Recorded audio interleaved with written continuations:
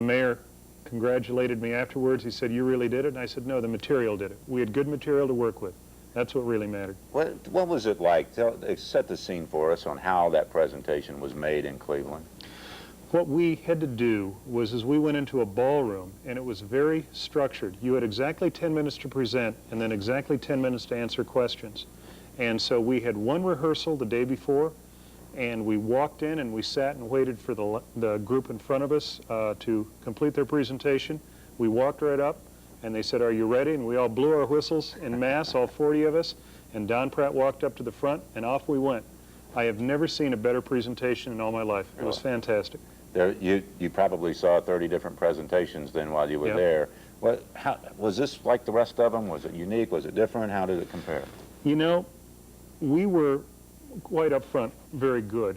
But it's funny. 3 presentations before us, I was sitting down in a little community in California called Lindsay, California, came in and used some of the same animation we used and also blew whistles. And I'm like, oh my gosh. You copied it. What am I going to do? You know? But in general, some groups that really didn't have a lot of fancy bells and whistles won. Some groups that were really slick didn't win. It was the ones with the good material and presented it well and had a lot of heart in it. Okay, well, you know, it wasn't just the group, the people who we were talking to or who we will talk to tonight who were there. There was quite a delegation that went to Cleveland, and a group of them are with us, and as we break away for, we're going to see and hear a little bit from some of them. Let's hear it.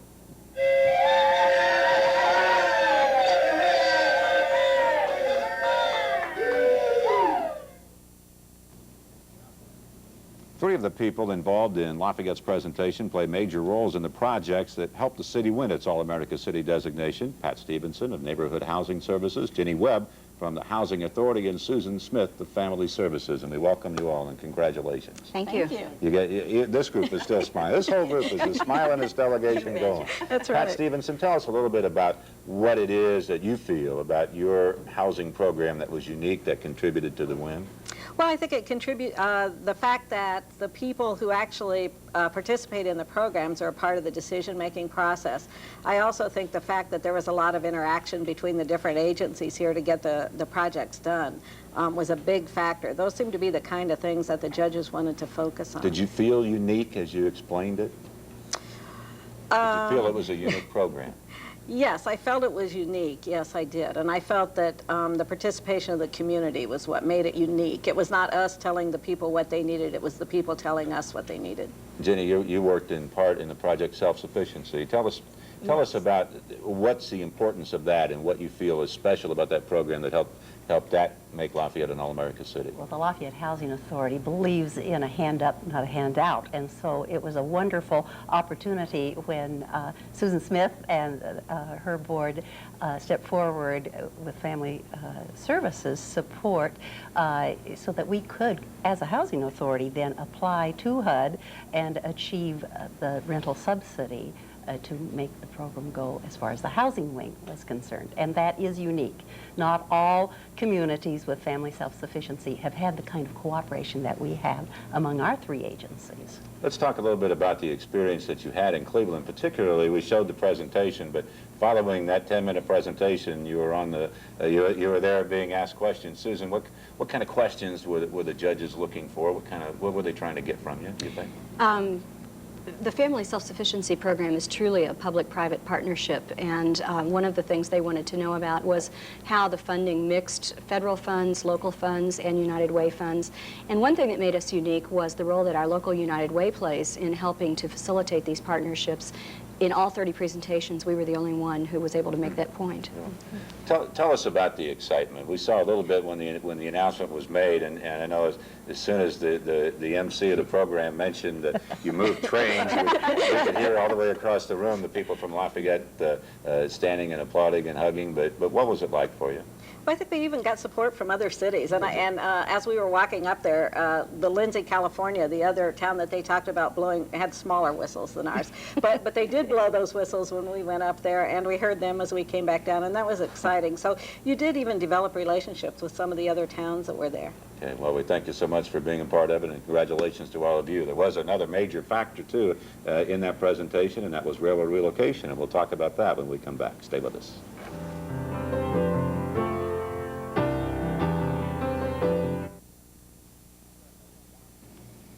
The program that has dominated this community over the past 2 decades or so and would seem to be a key to the presentation of Lafayette's case for All-America City status is railroad relocation. It really has been the father of that project, and its director is Liz Solberg, and they join me. Congratulations to you, especially you, Liz. Tell me a little bit about that, about how railroad relocation, in your mind, fits into this whole concept of Lafayette as an all-American city. Well, I think there are two things. First of all, the project, again, came from the people, just as the other projects that you mentioned. It was a task force that came to the government that said, can you help solve this, several decades ago. And then every single phase of railroad relocation has been based on citizen participation, citizen input, what would be best for the people in the community, and that's been our bulwark. And so it's very much something that has come from the community. Did you see anything else like this in the other cities' presentations?